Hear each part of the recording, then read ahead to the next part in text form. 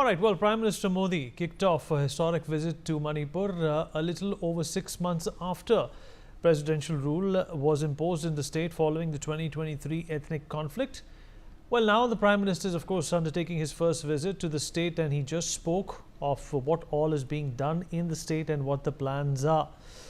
In fact, he started his visit in Churachandpur, one of the worst affected districts where at least 260 people were killed in ethnic clashes in 2 years.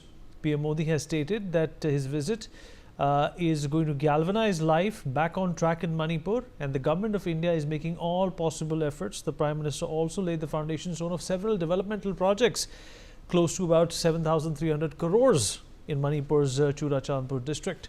The PM also made references to Manipur's struggle with violence over time as he expressed his joy over ongoing negotiations with the aim to return normalcy to the state.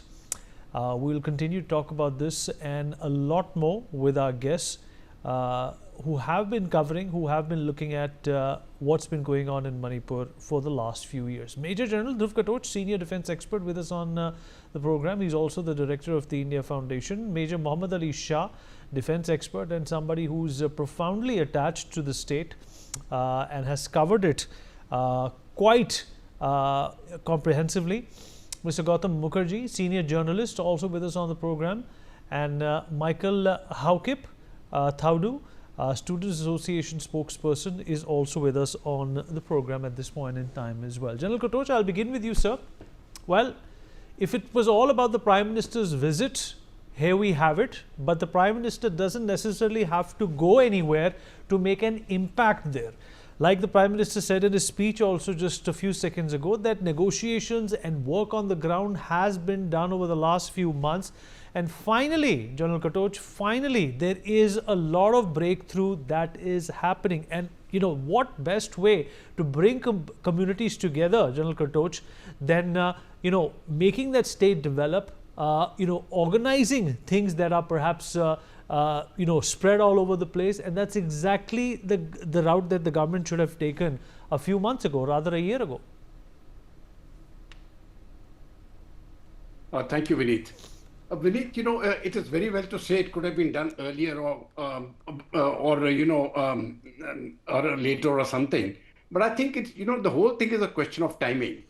Now, at some times when the situation really deteriorates to such an extent that the answers are not very clearly visible, and any initiative taken at that point of time may not really have the desired result.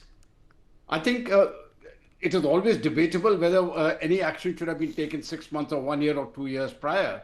But the point is, the people who are looking into it actually look into that aspect. And in their wisdom, they have said that this is the best course. For the Prime Minister personally, I think he has visited now because there is a possibility of peace and of getting the state back on track. Had he visited the state when the problems initially broke out, possibly the situation was not ripe at that time to get the communities on board and to look into solutions.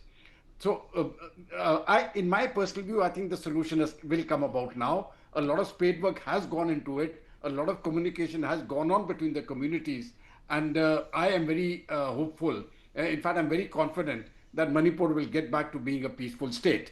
Having said that, I think the biggest problem is not really that the communities are fighting each other. That I think is more a hype than anything else. External influences is what I think is what I am really concerned about. What happened in Bangladesh was external influence. What has happened right now in Nepal, external influence. And those same people are actually working in India's northeast to destabilize the country. Now we have to get hold of that, and in this there are people who call themselves service providers or whatever. But really, there are church groups in the United States, in Canada, and in Western Europe who are fueling this violence. And I think we need to get a hang of where these foreign funds are coming from, keep a tag on it, keep them under control. I think that has been done now, which is why the peace process will take place. And I'm sanguine that Manipur will return to peace. The Prime Minister's address was absolutely outstanding, and I think that should set the tone for anything, for the manner in which the nation will go ahead.